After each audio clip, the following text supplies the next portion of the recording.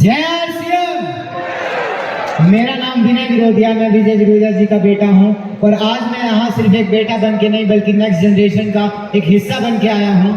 मैं बचपन से पापा को देखता हूं इस बिजनेस में मेहनत करते हुए और मैंने एक चीज समझी है इस बिजनेस में कि ये बिजनेस आपको सिर्फ फैमिली सिक्योरिटी ऑफर नहीं करता, ये बिजनेस आपको एक फैमिली भी ऑफर करता है और ये फैमिली आपको हर कदम पर सपोर्ट करती है, आपका फुल सपोर्ट करती है, आपको मोटिवेट करती है, हर कदम पर आपका साथ देती है। ये और कोई फैमिली नहीं बल्कि ये आरसीएम फैमिली है।